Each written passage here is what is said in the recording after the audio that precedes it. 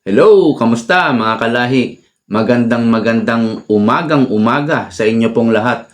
Ako po si June and welcome po sa panibagong episode ng ating vlog. Happy New Year po sa inyo. Nako, hindi ako nakapag-vlog kahapon. Sayang, January 1 pa naman. Anyway, January 2 ngayon, 2025 na po. Happy New Year po sa inyong lahat. Anyway, pag-usapan po natin si Ma'am Cielo Magno. Siya po'y isang profesora, dating Undersecretary of Finance. Si Cielo Magno, she reminds me of, sino ba yun? Demi Moore? Demi Moore ba yun? Yung sa ano? O tama, Demi Moore yung sa The Movie Ghost. Kasama niya si Patrick Swayze, no? Naalala niya yan. Yun po ay movie ng 1988, 89, no? Mga early 90s yata, kung hindi ako nagkakamali. Kung kukulayan mo lang yung buhok ni Ma'am Cielo Magno, parang na siyang foreigner. Ang ganda ng mukha niya, ang kinis ng face niya. Doon nauso yung demure, di ba? Yung maikling buhok, no? Parang si Demi Moore na. At maraming Pilipina ang gumaya sa buhok na yun. Kahit hindi bagay, basta pasok sa uso, di ba? Nakain, di ba? Ganun tayo eh.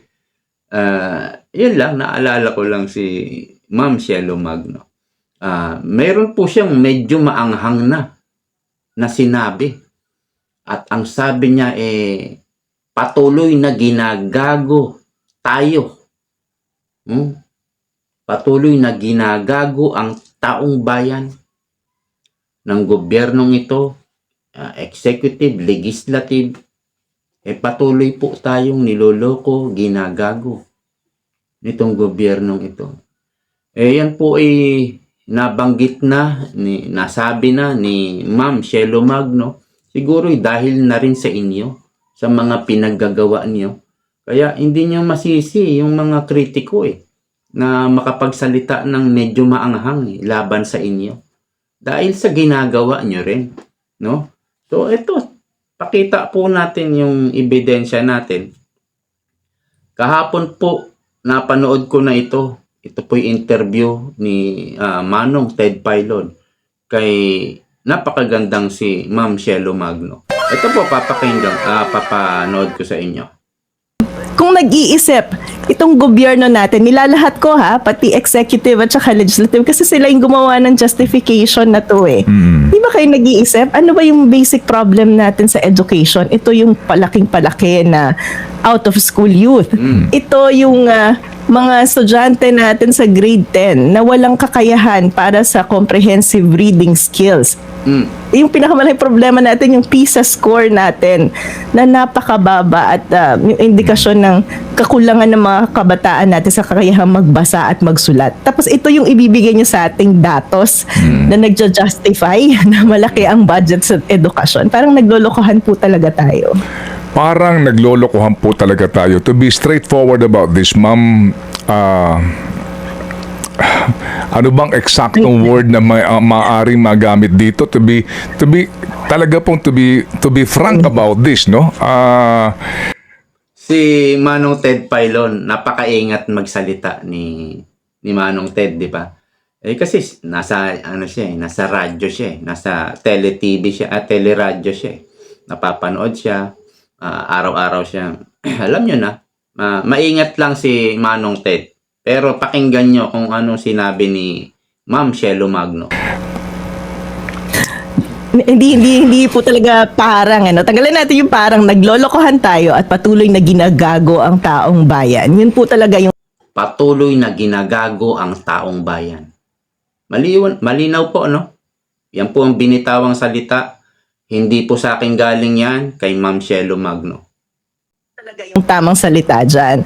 At ito pa nga po yung nakakatawa. Tingnan nyo yung 26 billion na vinito ng presidente. Malinaw na ito ay yung mga flood control projects ng siningit ng mga congressman at senador. Pero babalikan natin, magkano yung talagang isiningit sa BICAM? Ito ay umaabot ng halos 289 billion pesos. Alright. Patuloy na ginagago ang taong bayan. Yan po ang malinaw na sinabi ni Ma'am Shelo Magno na napakaganda at napakakinis ng mukha. Hindi nyo masisisi yung tao, no? At yung iba pang mga kritiko. Hindi nyo masisisi. Dahil pikon na, inis na po sa inyo sa mga pinaggagawa nyo. Especially raw, nilalahat na nga niya sa executive at legislative. So, dito po sa 2025 budget, yan po yung topic ni Manong Ted at ni Shelo Magno.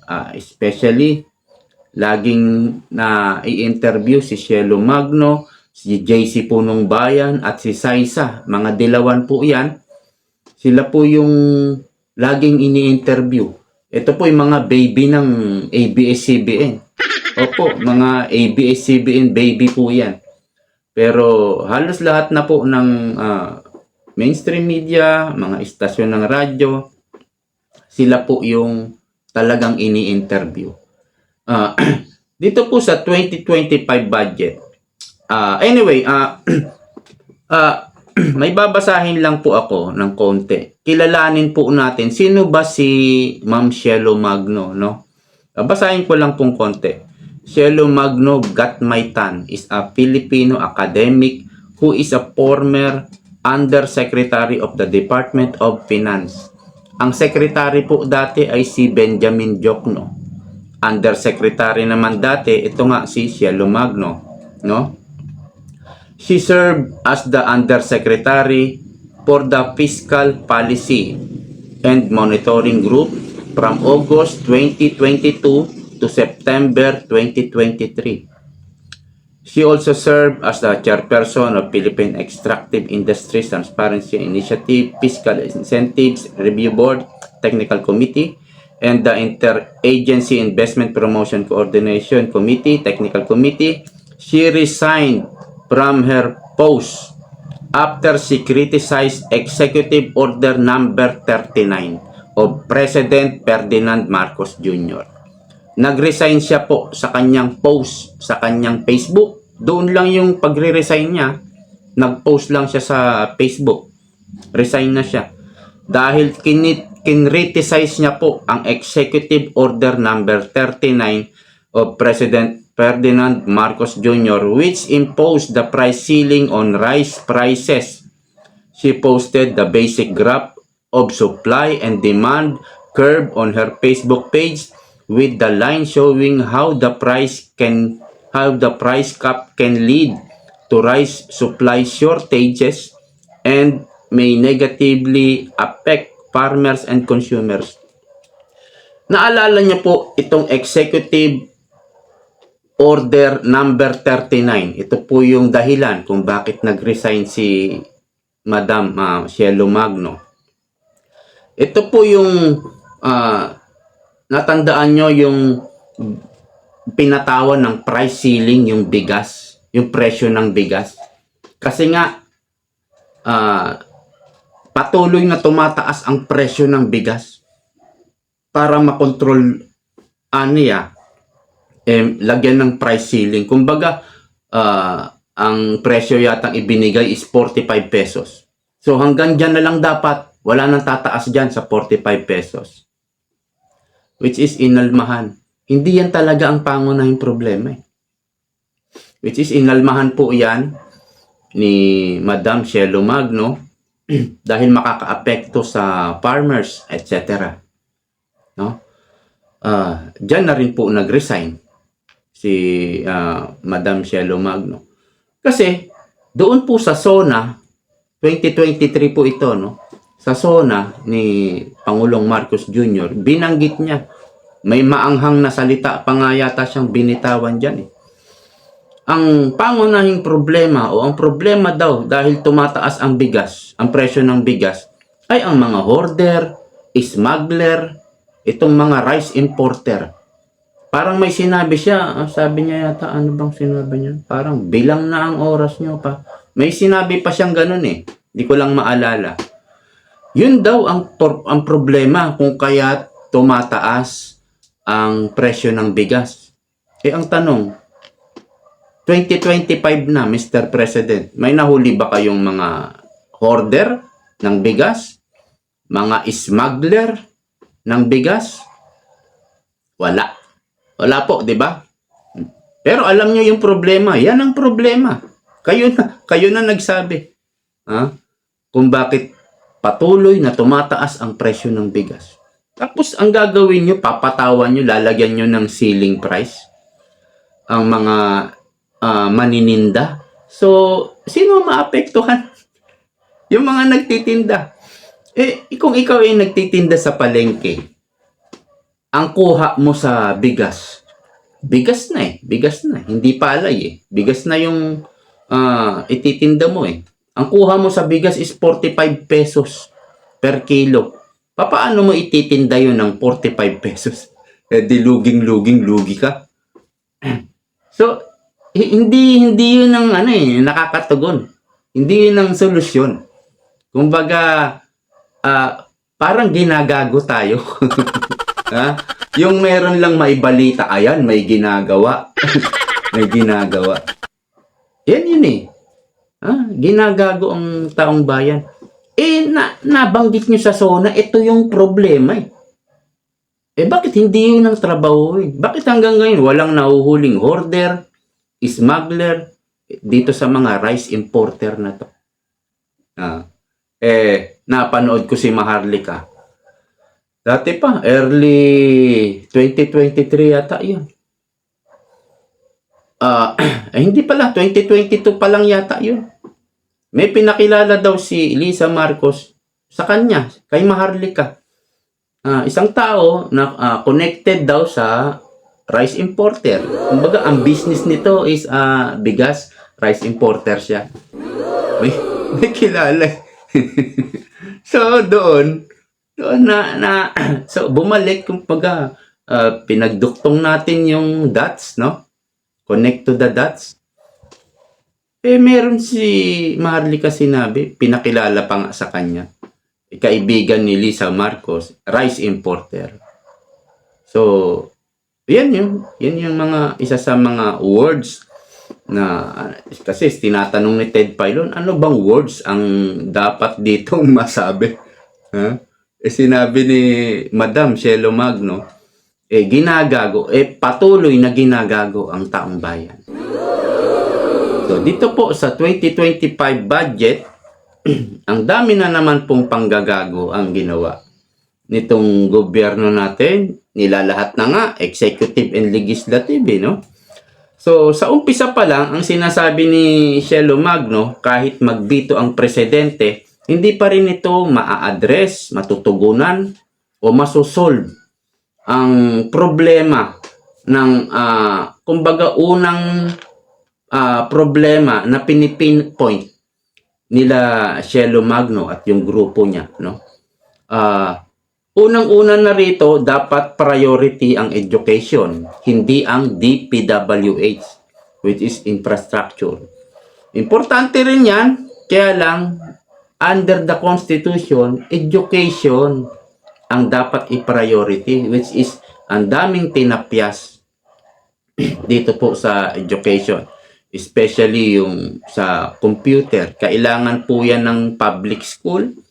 Ang supply ng computer, kailangan ng mga mag-aaral, ng teacher.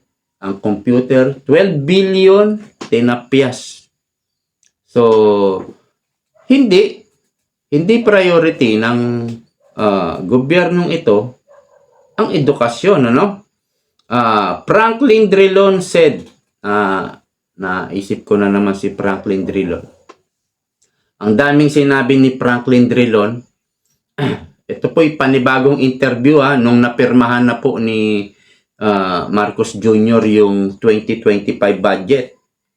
Ang sabi niya, itong line na to, itong line items na to, pwede mong i-contest, pwede mong questionin sa Supreme Court. Ito, pwede mong questionin. Ito, pwede mong... Ang dami. Kumbaga, pwede nating i-contest sa Supreme Court. Kumbaga, sa Tagalog, pwede nating labanan itong ginawa nila sa budget ng Pilipinas. questionable, sabi ni Franklin Drilon. Ang daming questionable, ang daming pwedeng i-contest sa Supreme Court dito po sa ating national budget. So, pag hinimay-himay daw, sabi ni Madam Cielo Magno, ang datos sa edukasyon, isinama pati Philippine Military Academy. May tunog na academy, no? Edukasyon ang ibig sabihin. Isinama po pati Philippine Military Academy, which is under po yan, nakapaloob yan sa defense, no? Kasi kailangan natin ng national threat po yan eh. Kailangan natin yan para protektahan ang ating bansa at ang mga Filipino people. Pero ito'y under the Department of Defense. Hindi dapat yan sa education. No? Andiyan pa yung PNP Academy, mayroon pang mga public safety, training po yan. Training kung saan gusto mong magbombero, ayan, diyan ka papasok, diyan ka mag-aaral, diyan ka magti-training. At itong mga local government academy, training din po ito. Isinalpak po yan sa education para lang ma-justify na ayan, mas malaki yung education kaysa sa infrastructure, DPWH. Which is patuloy tayong ginagago. Sabi ni Madam Cielo Magno. Para lang, kunwari, yan mas malaki. Parang ang tindi. Parang sinasabi ng gobyerno natin, wala namang mga alam ito. Ayan, profesora yan. Undersecretary dati yan, sa finance. Sa pananalapi, mahusay yan. Parang ganyan yung ginagawa sa atin, ginagawa tayong tanga ng gobyerno. Ayan nga yung sabi ni Madam Cielo Magno. Patuloy na ginagago ang taong bayan. Kala nila wala naman tayong kaalam-alam talaga. Parang tangang-tanga ang tingin sa atin. So, yan po ang sabi ni Franklin Drilon. Marami pwede mong questionin sa Supreme Court dito sa ginawang budget ng gobyerno. Kung saan hindi naman dati kasama itong mga Philippine Military Academy sa...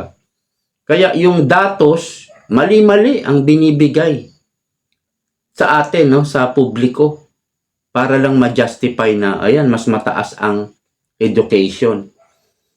Pero kung babalikan daw natin, ano ba ang basic problem ng education?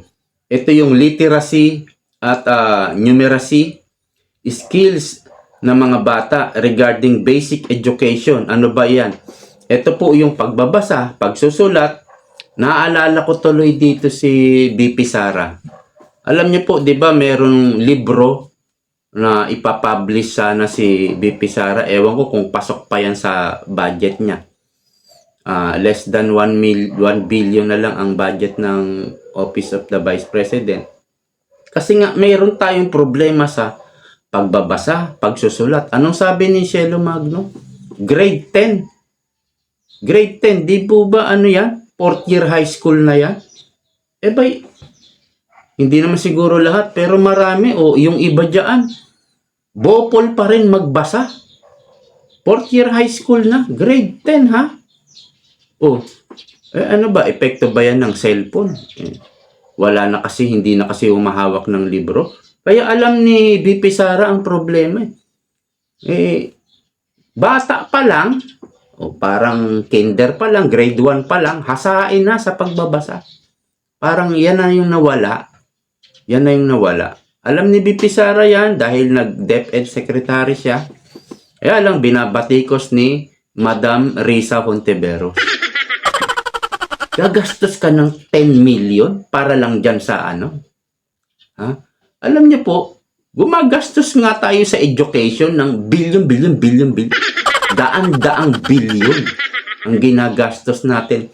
Ngayon, pinalabas nila na 1 trillion. Mahigit ang budget ng education. Kung gumagastos tayo ng 1 trillion, what is 10 million for the books? No? Nilalabanan nila yan kasi sinisiraan nga nila si VP Sara. Kasi, maaring may ambisyon din si Madam Risa Hontiveros na magpresidente. Kasi wala na, parang umexit na si Lenny. No? Umexit na eh. Kaya nga dito sa darating na 2028, baka 2027, sa palagay nyo, magkasabwat pa rin, magkaalyado pa rin si Tamba at si Risa Hontiveros. Si Tamba at mga Dilawan, sa palagay nyo, magkaalyado pa rin sila. Papayag kaya si Trillanes, si Tamba, pambato ko, presidente 2028. Okay kaya kay Madam Risa Hontiveros? Ha? Mas mataas ang survey ni Risa Hontiveros kaysa kay Tamba. Papayag ba ang Dilawan? O bakit kay Tamba tayo? Mas mataas ka sa survey. Ha? Saka, andiyan pa si Lenny. Pangiti-ngiti lang eh. Di hamak na mas mataas si Lenny. Ha? Pangatlo si Lenny. Kay Risa Hontiveros. Papayag ba si Lenny? Ha? Dilawan pa rin si Lenny. Liberal pa rin siya. At mataas yung survey niya. Pangatlo siya kay VP Sara at Tulfo. Papayag ba si Lenny? So, yan yung nakikita natin. Hanggang 2028 ba? Magiging kaalyado ni Tamba ang mga Dilawan? O, pati na rin yung mga komunista. Baka mag-iibang ihip ng hangin yan. Si Tulfo, hinahayaan lang nila eh. Parang madali lang pabagsakin si Tulfo. Ang problema nila kay VP Sara, walang makitang pagnanakaw, walang makitang anomalya. Kaya kinailangan nila maghiring ng maghiring para may makuha sila. So, yun na nga yung lumabas. Yung mga sinampa nilang kasong impeachment ay hango sa hearing ng Congress at hearing ng Senado. Doon lang hinango kasi wala talaga silang makita. Kasi naman, ang mga Duterte ay talagang kung maglingkod ay tapat. Sobrang tapat. Kaya ito po yung nabanggit ni Madam Cielo Magno. Dahil ito po sa mga nakita niya na ang pinapriority ng Malacanang, ng mga kongresista, ito na, sabihin na natin si Tamba at si Marcos, ang pinapriority nila ay mga politician, politiko. Kaya itinambak lahat ng mga ibinawas, di ba? Ang daming binawas sa education, sa health, andyan na nga yung PhilHealth, sa CHED, saan pa sila nagbawas? Marami silang departamentong binawasan, itinambak sa DPWH, tapos tinaasan nila yung budget ng Congress, doblado, mahigit pa sa doble, 33 billion na ngayon ang budget ng Congress, at lumulobo o patuloy na lumulobo ang unprogrammed funds. And this is for the pork barrel. Ayon kay Cielo Magno, ayon kay JC Punong Bayan, ayon kay Franklin Drilon. Kung saan kung saan tinututulan ito dati pa ni dating Senador Lacson, Panfilo Lacson.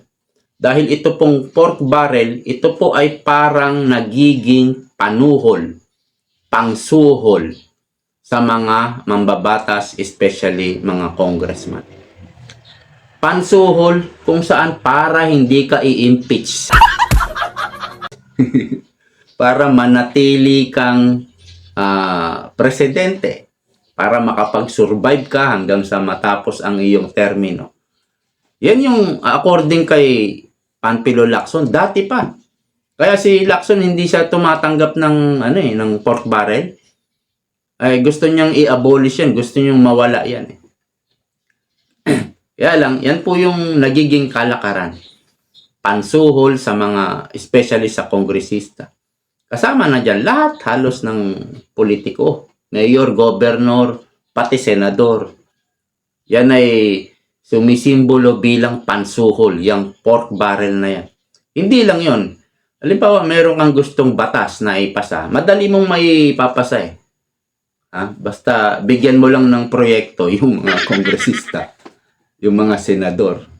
Bigyan mo lang project. May papasa na yung mga gusto mong batas kung ikaw ay presidente. So, yan yung paraan. No? Ewan ko kung may pork barrel nung panahon ni Pangulong Duterte. Ang ano naman dyan, ang naging speaker sila, mga una, no? Si Cayetano, no? At si Alvarez ba yun? Tapos si yung isa? Basta yun na yun. Kalimutan ko na. Naalala ko si Cayetano. Wala naman tayong nakitang mga anomalya nung speaker si Cayetano. O hindi kagaya nito. Grabing kagarapal ang kumbaga pandadambol sa ating pera, sa pera ng bayan. Grabe talaga ito. So, hanggang dito na lang po. Medyo mahaba na yung ating video. Basta ang pinaka masasabi natin dito, kayo pong nasa executive and legislative, hindi nyo po talaga masisisi kami. Hindi nyo masisisi si Madam Shelo Magno na magsalita ng medyo maanghang, medyo foul na salita. Kasi kagagawan nyo rin. Hanggang dito na lang po. Maraming salamat sa panonood. Happy New Year po sa inyong lahat. Ingat po kayo. Bye-bye.